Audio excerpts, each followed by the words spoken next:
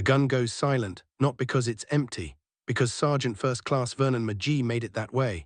He is pressed flat against the eastern wall of a stone farmhouse in the Hürtgen Forest, Germany, November 1944, and he has not made a sound in 4 minutes. Around him, the trees are burning. Somewhere behind him, 300 meters back through the smoke and the mud and the shattered pine trunks, his unit is gone, retreated on orders that came too late and told him too little.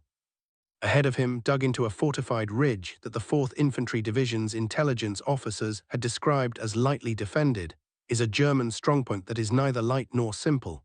It is a fortress. Oberstleutnant Heinrich Brandt's company of the 275th Infantry Division has held this ridge for 6 weeks without surrendering a single meter. They are dug 4 meters into frozen earth. They have 3 MG-42 machine guns, each capable of firing 200 rounds per minute. A rate of fire that American soldiers had learned to call the Hitler's buzzsaw, 280 mortars pre-sighted on every approach, and 43 combat veterans who have already repelled 2 full American platoon-strength assaults in the last 10 days. The bodies from those assaults are still visible on the approaches, frozen into the mud at angles that told the men still living exactly what it cost to walk toward that ridge. One of those 43 men is scanning the treeline with binoculars right now.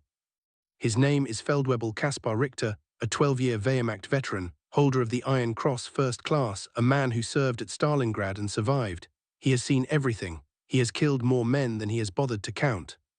And right now, looking out at the burning trees and the silence that has replaced what was a full American assault 60 seconds ago, he is beginning to feel something he hasn't felt since the Eastern Front. He doesn't have a word for it yet. But it starts in the stomach. McGee checks his M1 Garand, 7 rounds in the N-block clip, 1 M1911 with 4 rounds, 2 fragmentation grenades, no radio, no backup, no warm food in 31 hours. He sets his jaw, checks the ridge. What he does next, in total silence, alone, against 43 men, will make hardened Wehrmacht soldiers argue about him by name for years. But to understand what he did, you have to understand who he was before this forest tried to swallow him whole. Vernon James McGee was born in Harlan County, Kentucky, in 1918, the 3rd son of a coal miner who died of black lung before Vernon turned 12. Harlan County in the 1920s and 30s was not a gentle place. The mountains were hard, the work was brutal, and the economics of survival meant that every boy in those hills learned 2 things early: how to be quiet when quiet kept you alive, and how to move through terrain without announcing himself. Vernon grew up hunting in the ridges above his family's 2-room house, tracking whitetail deer before school, learning to read wind direction from the way the tree branches tilted, learning that the difference between a successful hunt and an empty table was, more often than not, patience and silence. He enlisted in September 1940, 14 months before Pearl Harbor, because the coal mine that had killed his father was hiring again, and Vernon had made a promise to himself at age 12. Standing at his father's grave in the red clay of a Kentucky hillside, he would never go underground. He reported to Fort Benning, Georgia as a private and was assigned to the 4th Infantry Division. His platoon sergeant at Benning, a hard-edged Georgian named Delacroix, wrote in his training assessment, "Private McGee is the quietest soldier I have processed in 11 years of service. He moves like he doesn't want the ground to notice him. He will either be a superb infantry scout or a ghost, possibly both." The men of his platoon in the 22nd Infantry Regiment called him the librarian. Not because he read much, though he did, whenever he could find a book, but because when other men were loud, McGee was quiet. When they were restless, he was still. And when they asked him how he stayed calm under fire, he said the same thing every time: noise is just fear looking for company. In his breast pocket, behind the stiff cotton of his field jacket, he carried a photograph. Not of a girl, though there had been one, briefly, in London in 1943. The photograph was of his mother, standing outside their house in Harlan County, squinting slightly against the sun, her hands on her hips the way she always stood when she was waiting for someone to come home. He had promised her on the platform of the Harlan bus station in September 1940, with her hands cupping his face and her eyes dry because she was that kind of woman, that he would come back. He had never, in 4 years of war, broken a promise. The question the Hürtgen Forest was now asking, on this freezing November morning, was whether this would be the first time. The briefing had taken place in a farmhouse 2 kilometers south of the ridge, 40 hours earlier. Captain Roy Alderman of G Company 22nd Infantry had spread a topographic map across a kitchen table that still held the ghost of someone's breakfast, a coffee ring, a crumb of bread, and explained the situation with the clipped precision of a man who had been doing this since Normandy. The objective was a German-held ridge position in the Hürtgen Forest, grid reference designated Hill 373. Regimental intelligence reported it as held by no more than one reinforced squad, 15 men, possibly fewer, with one machine gun and light mortars. The approach would be made by 2nd Platoon, 31 men, moving northeast along a logging road before splitting into 2 assault elements. Artillery prep would proceed by 20 minutes. The whole thing, Alderman said, should take less than 3 hours. What no one in that farmhouse knew, because the intelligence was catastrophically wrong, was what Hill 373 actually was. Oberstleutnant Brandt's company had been quietly reinforcing that position for 8 days. The intelligence that reached regiment was based on aerial reconnaissance photographs taken a week prior, before the German engineers had completed a secondary trench network connecting 2 previously separate bunker clusters, effectively tripling the defensive depth of the position. The one machine gun was 3, the 15 men were 43. And the logging road that 2nd Platoon's assault element planned to use as their primary approach had been registered, pre-sighted for fire, by German mortarmen who had walked the road themselves and recorded the exact distances. It was not a lightly defended squad position. It was a prepared killing ground, set by professionals, and 2nd Platoon was walking into it. This was a position that had already earned a reputation. 10 days earlier, a platoon from the 8th Infantry had attempted to take Hill 373 in a dawn assault. They had reached the wire before the MG-42s opened up. 14 men were hit in the first 40 seconds. The survivors withdrew under fire, leaving their dead in the frozen mud of the slope. 3 days after that, a second assault, this one with mortar support, had pushed to within 50 meters of the first bunker line before a coordinated German counterfire collapsed the left flank and forced another retreat. Brandt's men had suffered 2 wounded in both engagements combined, 2 wounded. Against 2 American platoon assaults, Brandt himself had reportedly told his men after the second failed attack that the Americans would not try again without proper artillery preparation. He was calm, methodical, certain, a man who knew his position and trusted his soldiers completely. He had fought from Crete to the Eastern Front to Normandy. He had never lost a prepared defensive position. He did not intend to start. 2nd Platoon reached the tree line at 6:20 on November 17th. The artillery prep, supposed to last 20 minutes and suppress the German positions, lasted 9 minutes before it walked off target due to a fire direction error at the battery. When McGee and the men around him heard the shells stop falling, they exchanged looks in the grey pre-dawn light, and Sergeant First Class Emil Storch, platoon sergeant, 7 years army service, said quietly, "That's not enough, that is nowhere near enough." He was right, at 6:28. 2nd Platoon stepped onto the logging road, and at 6:31 the first MG-42 opened up from a position that should not have existed, a flanking bunker that no intelligence map showed. Dug into the southern slope of the ridge at an angle that put the logging road in perfect enfilading fire. In the first 30 seconds, 8 men went down. The platoon's left element dissolved. The right element attempted to find cover and return fire, but there was no cover. The Germans had cleared the road approaches of every significant piece of terrain that could shelter an attacker. The second MG-42 joined the first, then the mortars. The logging road became a corridor of fire and noise that stunned men into stillness, and stillness out there was death. At 6:37 the radio crackled, Captain Alderman's voice tight and clipped. "All 2nd Platoon elements, immediate withdrawal. I say again, immediate withdrawal to tree line at phase line blue. New orders from regiment, do not continue the assault. Acknowledge." Sergeant First Class Storch grabbed the radio handset and pulled back, shouting for the survivors to fall back by bounds. Men moved, some men couldn't. McGee was already 40 meters up the slope. He heard the radio. He heard the withdrawal order. He heard the men behind him beginning to fall back through the burning trees. He looked up at the ridge, at the bunker line, at the smoke and the fire. Then he looked at what he had in his hands and on his belt. 1 M1 Garand, 7 rounds loaded, 14 more in 2 spare clips. 1 M1911 pistol, 4 rounds, 2 fragmentation grenades, no radio. He dropped the unit handset when he dove from the first burst of MG-42 fire. No water, no food.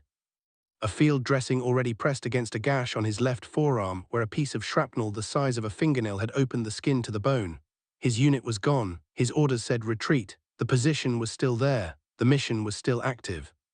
He pressed himself against the frozen earth and thought about it for exactly 6 seconds. Then he kept moving forward. He moved like the forest itself, low, slow, using every ridge of frozen earth, every burned-out pine trunk, every shell crater as cover. His breathing was deliberate, in through the nose, out through the mouth, slow enough that it produced almost no visible vapor in the cold air. He had learned this too in the Kentucky hills. A deer can see your breath, so can a man with a rifle. Feldwebel Richter was watching the slope. He had counted the Americans moving on the logging road, 30, perhaps more, and then watched them dissolve under the machine guns. He had seen the survivors pull back into the tree line. He had called the count to Oberstleutnant Brandt. "Alles Zurück, they're withdrawing." Brandt had nodded and ordered his men to stay alert but hold fire, no need to reveal additional positions if the Americans were gone. This was textbook. This was exactly what the position was designed to do: repel, hold, conserve ammunition, wait for the next assault with every defensive advantage still intact. What Richter did not see, what no one on that ridge saw, was the single figure who had not gone back. McGee covered 40 meters in 8 minutes. He used a technique he had never been formally taught: move only during those moments when sound covered him, a burst of wind through the trees, the distant crash of artillery on another part of the front, the shift and creak of burning timber. He moved in those windows, then froze, then listened. The forest was talking if you knew how to hear it. He was 20 meters from the first bunker's blind angle when the ambush detonated. From a position that appeared on no map and should have been visible on approach, a two-man German forward observation post dug into a depression behind a fallen tree, completely concealed by snow and cut pine branches. A carabiner 98K opened up at near point-blank range. The muzzle flashed close enough that McGee felt the heat of it on his left cheek. The round missed by 3 centimeters. He dropped straight down, full body contact with the frozen earth, and in the same movement rolled left, not right, left toward the firing position, which was the last direction any man trained to survive would choose. The second shot went through the air where his head had been a half-second before. He came out of the roll already moving forward, closing distance, instead of creating it. Because he had understood in the instant of the shot that the firing angle meant the shooter needed to work his bolt and reacquire, and in the 2 seconds that took, McGee covered 4 meters and reached the edge of the fallen tree and went over it with his elbow driving forward into the face of the man with the rifle. The second man in the position was still bringing his pistol up when McGee's right hand found it and redirected it into the frozen earth. 4 seconds total, beginning to end. He lay still in the observation post for 15 seconds listening. No alarm, no shout from the bunker line. He looked at his hands in the grey light. They were shaking, the way they always did after something like that, his body's invoice for the adrenaline it had just borrowed. He pressed them flat against the frozen earth, felt the cold seep through his gloves. "You are not done," he told himself. "You are not done." What he did in the next 90 seconds made no tactical sense. Until you understand what he had already seen that no one else on that battlefield could see, he didn't fire the rifle. He had 7 rounds in his Garand, 14 more in his 2 spare clips, and he had just made the decision, quietly, completely, that he would not fire unless he had no other option. Not because he was afraid of the sound, because he wanted the sound. Or rather, he wanted the Germans to be afraid of its absence. Micro Scene 1, the southern bunker approached the southernmost bunker of the German position covered the logging road approach. McGee had studied it for 3 minutes from the observation post. He could see the gun aperture, the sightlines, and one thing the Germans had not anticipated: the blind angle at the rear of the bunker, where the earthwork berm created a dead zone no weapon inside could cover. He reached it by crawling 50 meters through snow that soaked through his jacket and froze against his skin. Inside the German lines, something unusual was happening. Feldwebel Richter had called in a head count to Oberstleutnant Brandt. All positions were accounted for, all quiet. The Americans had withdrawn, confirmed. Then the observation post stopped responding.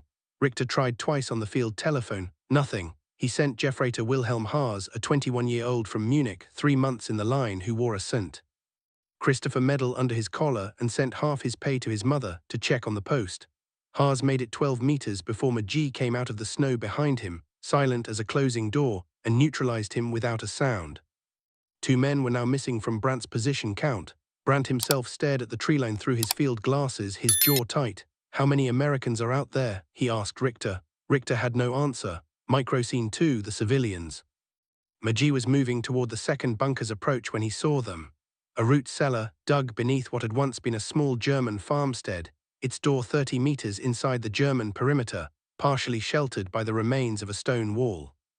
The door was ajar by 3 centimeters, and through that gap in the grey November light McGee could see a face. A child, a girl, perhaps 7 years old, dark eyes too wide, too still, looking directly at him. He froze. He counted the seconds it took for his brain to process what this meant for his plan. He had intended to use a grenade on the second bunker, a rolling throw into the aperture that would collapse the position without requiring him to expose himself for more than 2 seconds. He could not do that now. The blast radius touched the cellar. The debris field touched the cellar. Any explosive he used within 20 meters of that cellar was a risk he was not willing to take. He pressed himself behind the stone wall and looked at the girl through the gap. She hadn't moved. She was holding something, he couldn't see what, a doll maybe, something small. He held up one finger in her direction. Don't move, one moment, she understood. Children in this war had learned a terrible vocabulary of gestures. He moved to the second bunker without the grenades. It cost him 6 minutes he didn't have, and a wound to his right shoulder, a glancing hit from a German's Luger, drawn in the split second before McGee closed the distance, that would need stitches he wasn't going to get today. Blood soaked his sleeve and froze against the fabric within minutes. He pressed his back against the bunker wall and breathed. 2 positions down. Ammunition status, Garand still 7+14. 1 grenade remaining. 4 rounds in the M1911. Right shoulder compromised, full arm function intact but degraded. Still not a shot fired. Inside the German position, the atmosphere had changed entirely. Richter's voice on the internal phone lines had taken on a quality Brandt had never heard from him before. Not panic, Richter was too professional for panic, but something adjacent to it, a tightness. A frequency of urgency that Brandt associated with the Eastern Front, with situations that were outside the training. I cannot raise Bunker 1, Richter said. I cannot raise the op. I have sent 2 men to check and they are not responding. I do not know where they are. Brandt took the field glasses and scanned the slope again. Nothing moved. The logging road was empty. The tree line was still. The silence was wrong. He knew it in his chest the way a veteran knows these things, not from logic, but from the accumulated memory of every ambush he had ever survived. Silence after an attack was not safe. Silence after an attack meant you didn't know yet where the threat had gone. Prepare all positions for close defense, he ordered. No one moves without my direct order, and find out what is happening on the south end. Inside Bunker 3, Unteroffizier Franz Liebel, 40 years old, a teacher before the war, father of 2 daughters in Hamburg, loaded his MP40 and tried to remember the last time he had heard a sound from the south positions. He couldn't. The irrational decision, at the midpoint of his approach to the third bunker, McGee stopped moving, completely. He lay in the snow for 3 full minutes in the open between 2 German positions in a space where any alert sentry could have seen him. He did not move. He did not fire, he did nothing. The Germans, watching a slope that should have been the approach corridor for any American assault, saw nothing. And that, McGee had understood from the observation post, was more terrifying than a full platoon charge. He found a shallow depression in the frozen earth behind the remains of a stone wall, and he let himself stop, just for a minute. His shoulder had stopped bleeding, the cold had seen to that, but the arm was stiffening in the way that meant the next hour would be increasingly painful, and the hour after that would be a problem. He had been moving for 40 minutes inside a German position that thought it was secured.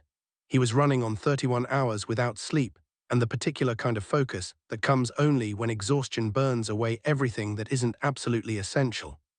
He thought about Corporal Danny Meyers, his foxhole partner from the landing at Utah Beach, who had been killed at Mortain in August.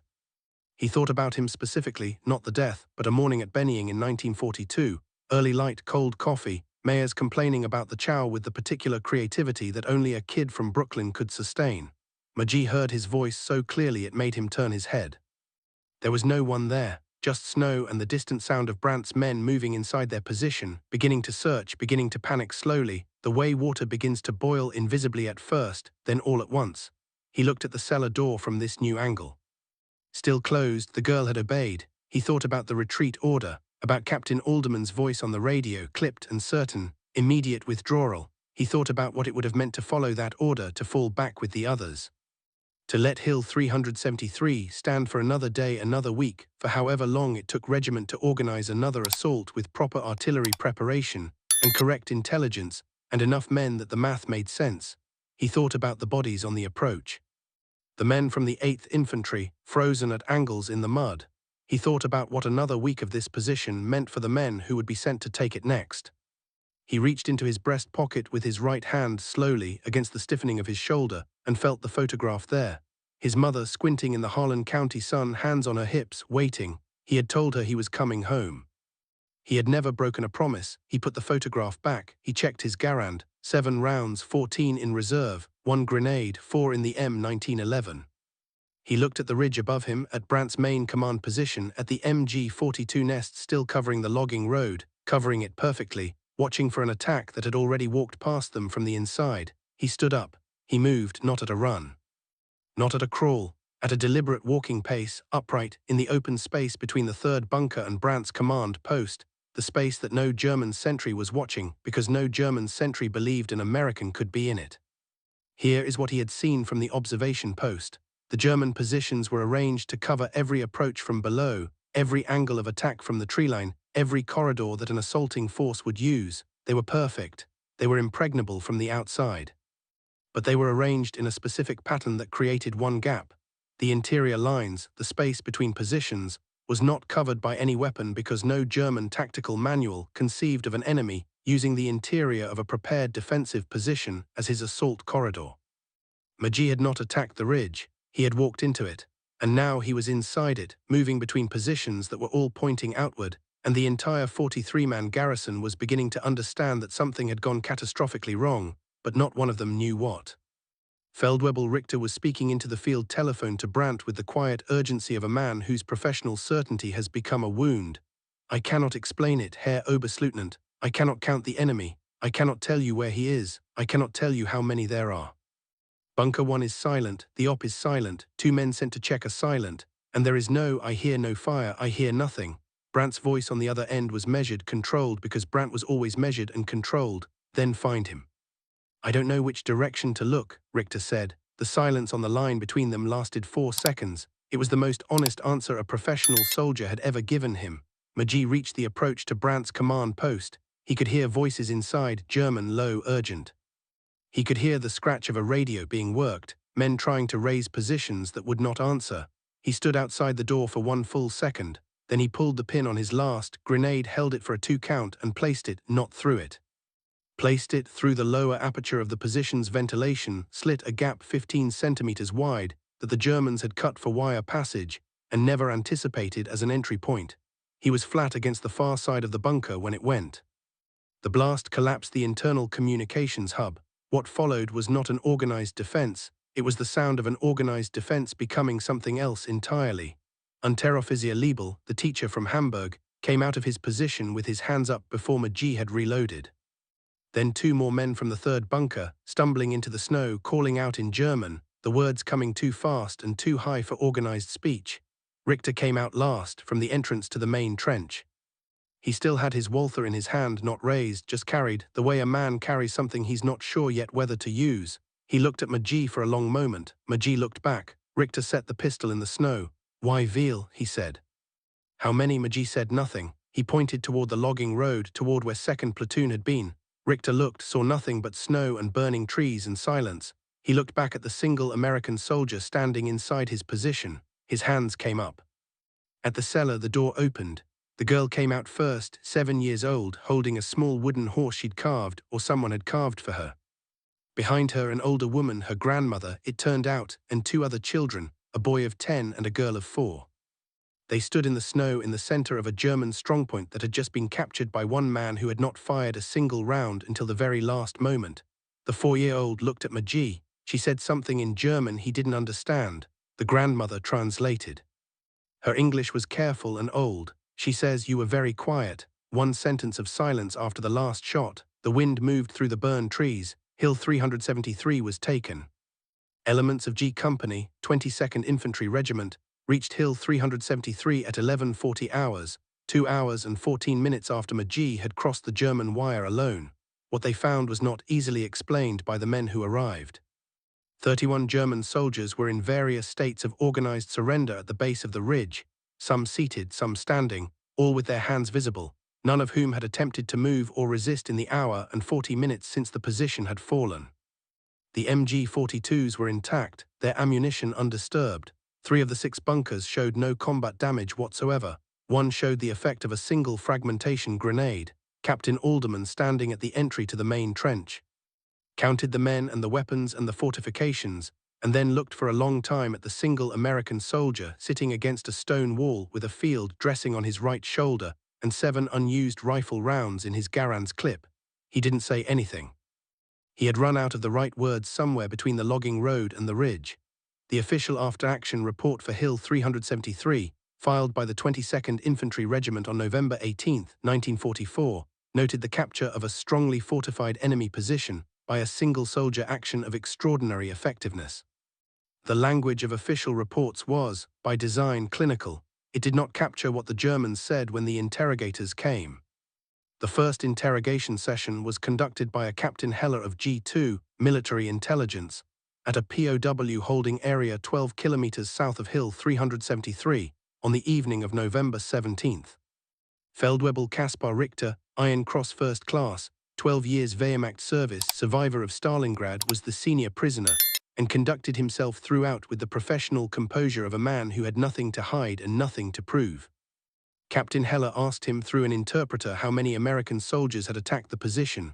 Richter was quiet for a long moment, then he said, "1." Heller looked at his interpreter, who confirmed the word. He asked Richter to repeat it. "Einen einzigen amerikanischen Soldaten," Richter said.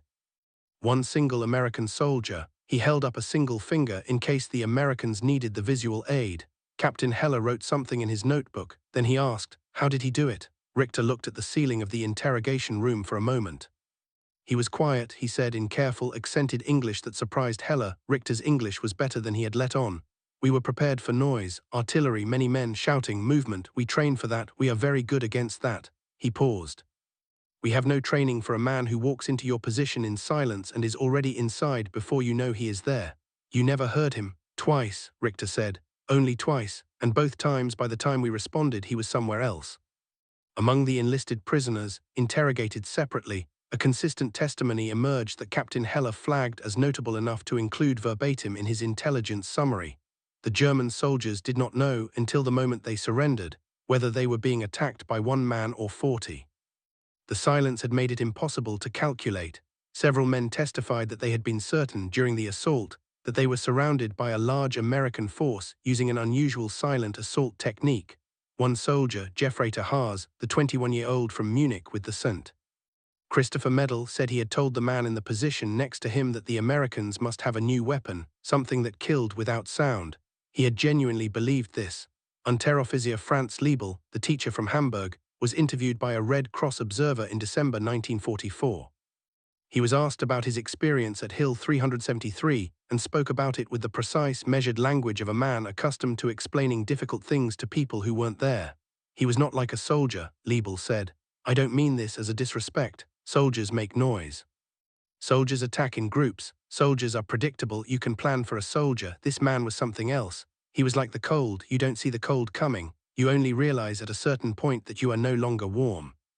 Among the German prisoners, in the days after the battle, they referred to the American soldier by a name that had emerged organically without coordination, among men in 3 separate positions who had independently arrived at the same description: Der Still, the silent one.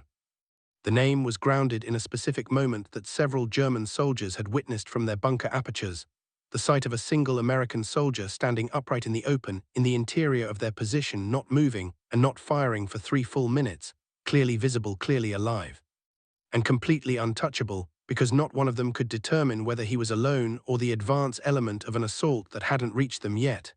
They had watched him stand there in the snow and done nothing, because his stillness was the most frightening thing they had seen. Richter, in his final statement to Captain Heller, said this: "We had held that position against 2 platoon assaults. We had killed many men who were brave and well-trained. We were not afraid of Americans. We were very afraid of that one.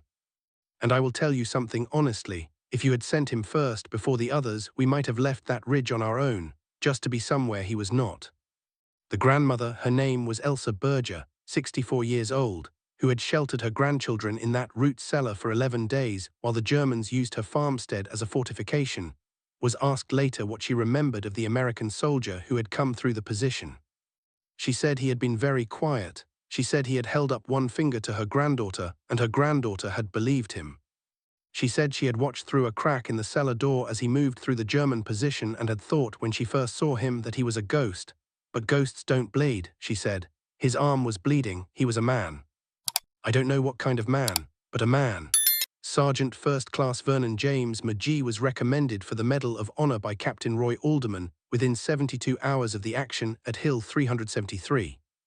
The recommendation was approved at division level and forwarded to Army headquarters in January 1945. The official citation, when it came, carried the specific weight of military language stripped of everything but the essential facts. For conspicuous gallantry and intrepidity at risk of life, above and beyond the call of duty in action against the enemy near Hürtgen, Germany, on 17 November 1944. When his platoon was forced to withdraw under heavy enemy fire and all communication was severed, Sergeant First Class McGee, though wounded, voluntarily remained behind and advanced alone against a strongly fortified enemy position held by approximately 40 combat-experienced soldiers. Moving with extraordinary tactical judgment and personal courage, he systematically reduced the enemy position, accounting for the neutralization of its command element and the capture of 31 enemy personnel.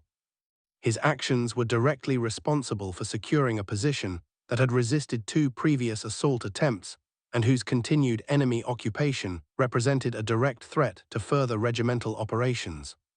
Sergeant First Class McGee's extraordinary heroism and devotion to duty are in keeping with the highest traditions of military service and reflect great credit upon himself, his unit, and the United States Army. McGee came home to Harlan County in the summer of 1945 with the Medal of Honor, a Purple Heart, and the particular silence of a man who had found, in the worst place in the world, exactly what he was made of. He did not speak about November 17th for 11 years. When a reporter from the Harlan Daily Enterprise asked him in 1956 what he wanted people to know about what he had done, he thought for a moment and then said, "I wanted to go home, that's all. I just wanted to go home, and the only road back was through." He never learned, during his lifetime, exactly what Feldwebel Richter had said about him in interrogation. The G2 summary remained classified until 1972. By then, McGee was 54 years old and working as a game warden in the Kentucky mountains, moving through the same ridges and hollows he had hunted as a boy. Still, the people who knew him said the quietest man in any room he entered. His mother, who had waited at the Harlan bus station with dry eyes and her hands on her hips, was there when the bus from Lexington arrived in August 1945. He had kept the promise. Think about what he was given. He was given wrong intelligence. Numbers that were lies, routes that were traps, a mission briefed against a reality that didn't exist. He walked into a position 3 times the size and strength of what he'd been told, with no support, no communication, and a retreat order in his ear telling him to walk away. He was given orders that changed at the worst possible moment, from men who couldn't see what he could see. He found an ambush at the moment he was most exposed, in a position that should have killed him, and survived it in 4 seconds because his hands knew what to do when his mind hadn't caught up yet. He found children in the middle of a mission that was already impossible, and he made it harder for himself, more dangerous for himself, because there was no other version of this story he was willing to be part of. And an enemy that had held that ridge against 2 platoon assaults, professionals, veterans, disciplined soldiers with excellent weapons and perfect fields of fire, gave him a name, not because they were weak, not because they lost their nerve, but because they encountered something that 40 years of combined military experience between them had not prepared them for. A man who understood that silence in the right hands is not the absence of a weapon, it is the weapon. To the veterans watching this, you know what it costs to keep moving when everything is telling you to stop. You know what it feels like to make a decision in 6 seconds that you'll carry for 60 years. You know the weight of a promise made at a bus station or a front door or in a letter folded into a breast pocket. You don't need me to explain any of this to you. You've already lived some version of it. To everyone else, understand that McGee was not a superhero. He was a coal miner's son from a hard county in Kentucky who learned to be quiet in the hills above his father's grave and carried that skill, that patience, that stillness into the worst forest in Western Europe, and used it to do something that 43 trained enemy soldiers could not explain, could not counter, and could not forget. What your enemies say about you when they have no reason to lie is the truest record of what you were. Dare still, the silent one. He went home, he kept the promise. He carried the photograph of his mother in his breast pocket until the day he died. In Harlan County in 1989, in the mountains where he had learned to move without sound, an old man who had once been the most frightening thing in a German forest, and who had never in all the years after made much noise about it. If this story moved you, share it with someone who needs to hear it today. Subscribe so you never miss these forgotten stories of extraordinary American courage. Who should we tell next? Drop their name in the comments.